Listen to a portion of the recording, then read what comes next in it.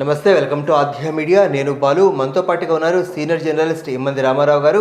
వారితో మాట్లాడదాం. సార్ నమస్తే.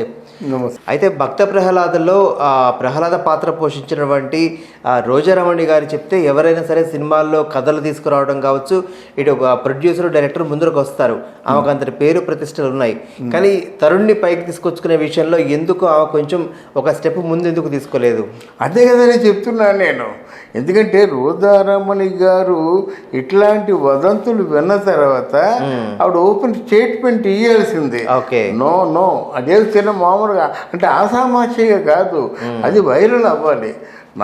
నా కొడుకు ఆర్టిస్టు, హీ న్యూ బెటర్ అనుకుంటాను కదా, నాకంటే బాగా బెటర్గా ఆలోచించగలడు, తన కెరీర్ని తను డిజైన్ చేసుకుంటాడు అన్నది ఇండస్ట్రీలో స్ప్రెడ్ అవ్వలేదు. ఇదే స్ప్రెడ్ అయ్యింది. అర్థమైందా? ఇక మీరు చెప్పినట్టయితే భక్త ప్రహ్లాద దాని క్యారెక్టర్, తన కెరీర్ ఇంకెవరికి రాదు. ఎందుకంటే ఎస్వి రంగారావుతో చేసినటువంటి ఆర్టిస్టు ఆయన ఒళ్ళో కూర్చున్నది. ఒళ్ళు కాదు, మాటకి మాట ధీటుగా సమాధానం, డైలాగ్ వార్ అలాగే ధీటుగా సమాధానం చెప్పగలిగినటువంటి ఆర్టిస్టు తను. అందువల్ల అది వేరు, అది ఆ అదృష్టం ఎవరికి రాదు. మెల్లో పాము వేస్తున్నట్టయితే అందరూ భయపడతారు. పాముని పెట్టుకుని పద్యాలు పాడింది అంటే కొంతమంది పువ్వు పుట్టగానే పరిమళిస్తుంది అన్నట్టు ఆవిడ ఆర్టిస్ట్ కాబట్టి పాముని మెల్లో వేసుకొని పద్యాలు పాడింది మాట, చక్కగా నవ్వుతూ. అందువల్ల పూలదండలాగా ఫీల్ అయ్యి పూలదండలాగా ఉందన్నమాట. ఆవిడే కదా మెయిన్. అంటే భక్త ప్రహ్లాద అంటే మరి హీరో అదే కదా, ఆవిడ ఆడపిల్ల అయినా హీరోయే కదా, చేసింది కదా. ఇక్కడ నేను చెప్పొచ్చేది ఏంటంటే వాళ్ళ ఎంత జాగ్రత్తగా ప్లాన్ చేసుకున్నారంటే, సినిమా కెరీర్ ఉంటే ఎంత అందంగా జీవితాన్ని ప్లాన్ చేసుకుంటారో అలాగే తరుణ్, రోజారమణి, ఎవరు మన చక్రపాణి అంత అందంగా ఇల్లు ప్లాన్ చేసుకున్నారు. ఒకరోజు నాకు ఫోన్ వచ్చింది. ఇక్కడ అంటే మా కుటుంబ సభ్యులందరికీ కూడా గెట్ టుగెదర్లా చేసుకుంటున్నాం, బహు తక్కువ మందిని పిలుస్తున్నాను, అందులో మీరు ఒకరు రండి, తప్పకుండా రండి అని చెప్పేసి నేను అప్పుడు దేంట్లో సుమన్ టీవీలో దేంట్లో ఉండేవాడిని నాకు ఫోన్ చేసి చెప్పారన్నమాట. ఒక 50 మందిని పిలిచారన్నమాట. ఇక్కడ నా తాలూకు తిరుపతి ఏంటంటే ఆవిడ పిలిచిన 50 మందిలో నేను ఒకండి.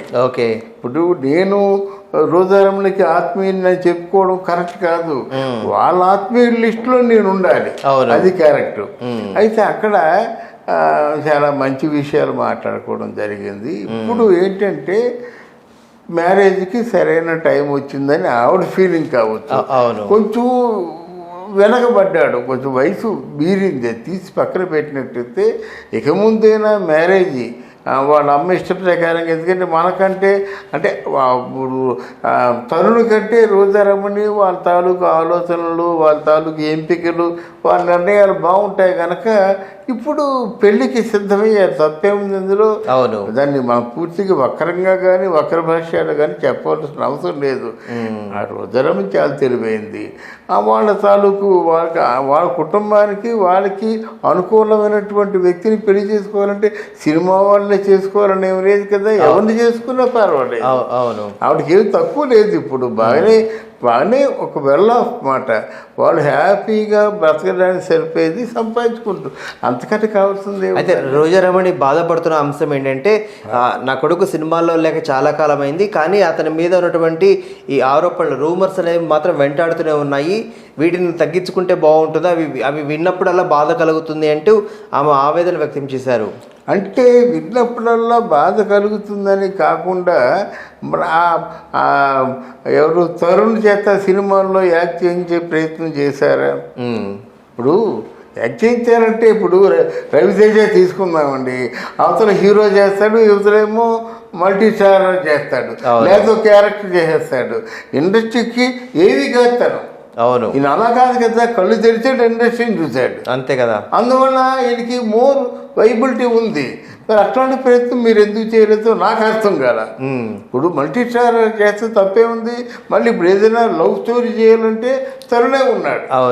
ఇప్పుడు ఈ వయసులో చూస్తారంటారా ఇంకా లవ్ స్టోరీ? ఇప్పుడు వేరండి. ఇప్పుడు లవ్ స్టోరీ చేసి తరుణే ఉన్నాడండి. ఈ వయసులో చూస్తారా చూడరా, ఎక్స్పెరిమెంట్ చేస్తే కదా కావాల్సింది. ఇప్పుడు ఈ లవ్ స్టోరీకి అర్థం మారిపోయింది. నరేష్ పవిత్ర లోకేష్ లవ్ స్టోరీ చేయగలిగింది వీళ్ళు చేస్తూ వచ్చినట్టు ఏంటి?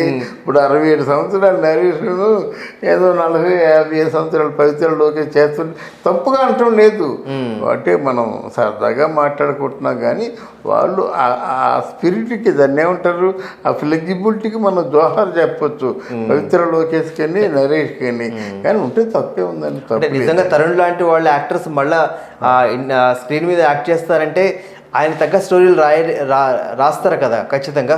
అవును, డెఫినెట్గా. సో మరి అటువైపు ఇనిషియేషన్ ఎందుకు తరుణ్ కావచ్చు లేకపోతే రోజా రమణి కావచ్చు, మరో పక్కన వాళ్ళ నాన్న ఇందాక మీరు అన్నట్లుగా ఒరిస్సా ఇండస్ట్రీలో ఉన్నటువంటి వ్యక్తిగా కనీసం అక్కడైనా వాళ్ళ యొక్క ఫేట్ని ఎందుకు పరీక్షించుకోలేకపోయారు? అంటే ఇక్కడ ఫేటెడ్ కాదండి. ఇక్కడ ఏమైపోయిందంటే అన్నిటికీ మెయిన్ ఎకనామిక్స్ అండి కారణం.